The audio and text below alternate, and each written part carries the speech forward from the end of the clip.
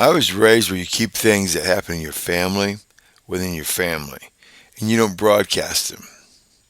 But after sharing about my uncle, I decided that I was going to go ahead and share something else after thinking about it for 2 days. I've said a little bit about it, but I'm going to really share. Marijuana, pot, they say it doesn't hurt you. It's a full-blown lie. Now, I'm going to tell you how I know this. My older brother, who's 9 years older than me, he smoked pot since he was a teenager. That's all he smoked was pot.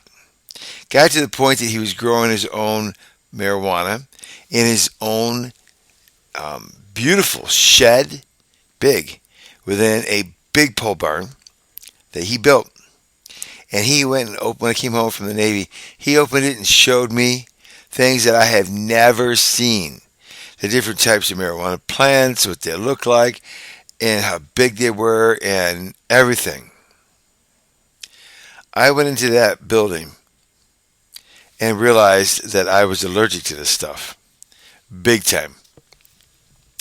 My eyes watered, my nose started to run, I started to sneeze and cough, and I got out of that building about as fast as I could and thought, I'm going to turn him into the police. This is wrong, this is illegal. But he's my brother. We don't turn against family. So I told my mom, left it at that. Because it was actually her property, my mom and dad's, that he was paying on. He had a land contract. She talked him into getting a loan from the bank and buying the property straight out because she didn't want to lose her property because he was growing drugs on it, which he did. And my brother smoked pot for many years. Finally, when I was out of the Navy, so I was like 35, he was like 44. So he'd been smoking it for probably about 26 years. Well, about when he was 18 is when he started. 17, 18 is when I first noticed him starting. He said to me, I quit smoking pot. I'm like, why is that? He said, my wife made an apple pie.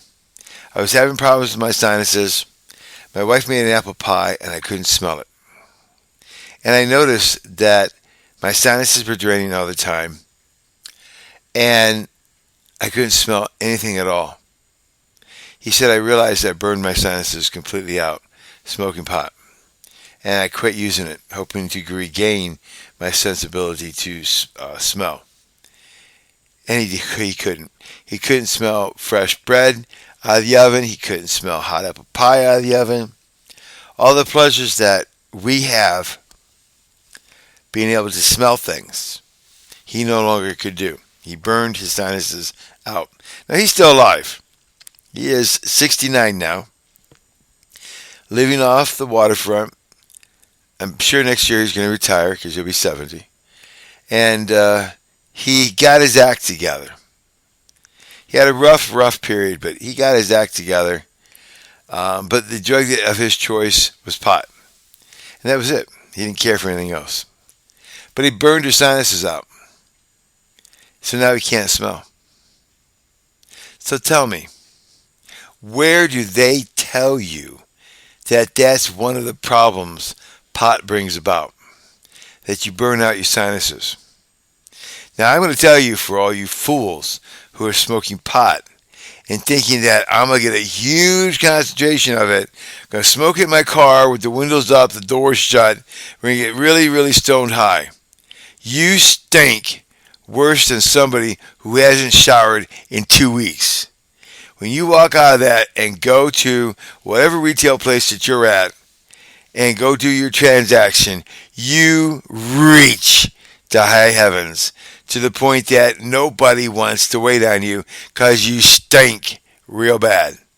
And it's not a good stink.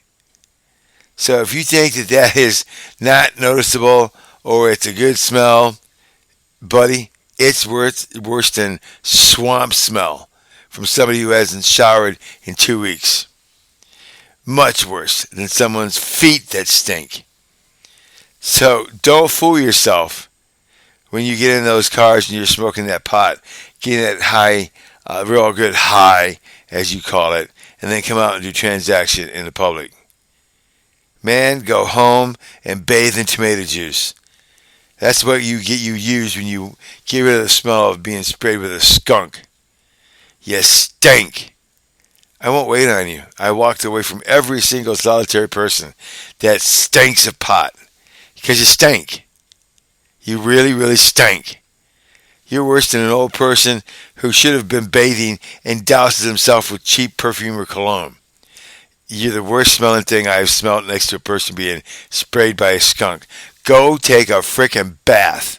If you're going to get high in a car, stay home and then go out in the wind and air out. Because you really stink bad, worse than smelly feet. But it burns out your sinuses. If it does nothing else, that's one of the facts that you're going to have to live with. You are altering one of your senses. Is it worth it? It's up to you. You're the one that's drowning out your reality. You're the one that's drowning out your days on this earth.